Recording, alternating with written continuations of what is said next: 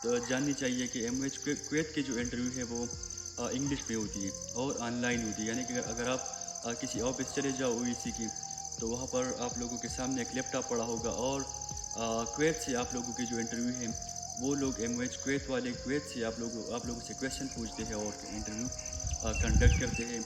Language जो है वो इंग्लिश ही है, यानी कि आप लोगों को थोड़ी बहुत इंग्लिश की समझ आनी चाहिए अगर आप लोगों ने इंटरव्यू को पास करना हो। अब हम आते हैं कि कौन कौन सी क्वेश्चन जो है वो एमओएच कुवैत वाले पूछते हैं ड्यूरिंग इंटरव्यूज़।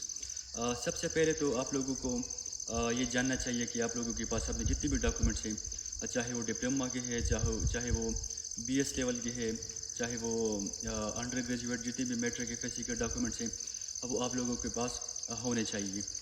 एमओएच कुवैत वाले सबसे पहले आप लोगों से आपका नाम पूछेंगे कि व्हाट्स योर नेम, यानी कि आपका नाम क्या है। और इसके बाद आप लोगों का जो इंटरव्यू लिस्ट है उसमें आप लोगों की जो सीरियल नंबर है वो कौन से है। इंटरव्यू से पहले ओईसी वाले आप लोगों को एक इंटरव्यू लिस्ट देंगे जिसमें आप लोगों का नाम मेंशन होगा और नंबर मेंशन होगा, यानी कि आपका नाम किस नंबर पे है।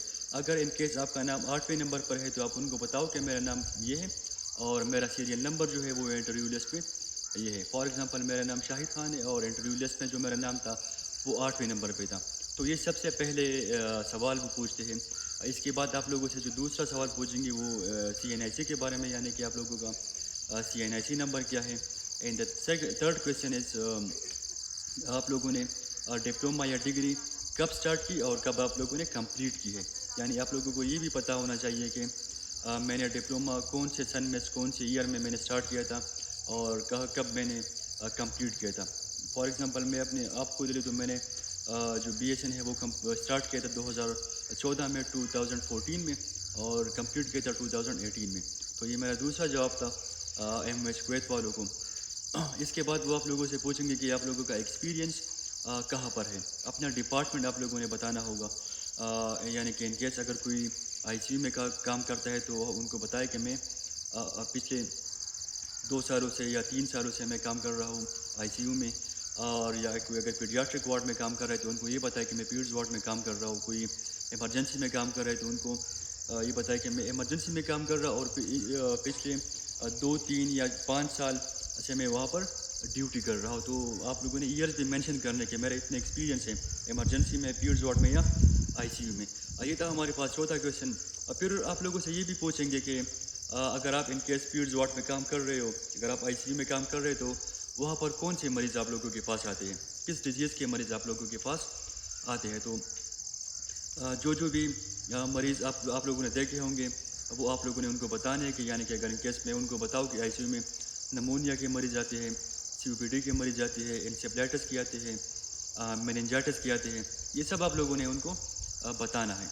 फिर जो लास्ट में आपने डिजीज़ कहा है उसी के बारे में वो मोस्टली वो क्वेश्चन पूछते हैं कि उसकी नर्सिंग इंटरवेंशन बताएं। यानी कि अगर इन केस में खुद बताऊं, जब मैंने उनको कहा था कि मैं ICU में काम कर रहा हूँ और ICU में COPD, टाइप 2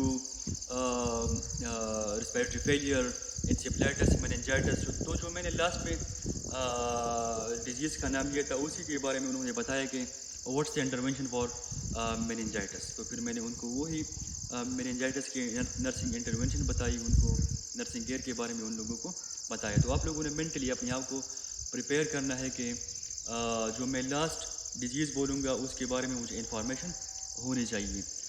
इसके बाद आप लोगों से 1-2 क्वेश्चन और सिंपल नर्सिंग के हवाले से पूछेंगे और दैट्स एनफ, यानी कि आप लोगों का इंटरव्यू फिनिश। तो यही माइंड सेट के साथ आप लोगों ने जाना है और 4-5 जो स्टेप्स है उसी को आप लोगों ने फॉलो करना है। बिल्कुल एमओएच कुवैत वालों के सामने एक बात का आप लोगों ने ख्याल रखना है कि आप लोगों ने चुप नहीं रहना, चाहे जो भी आपके जहन में आए आप बोलते जाए, आप लोगों ने खामोश नहीं रहना।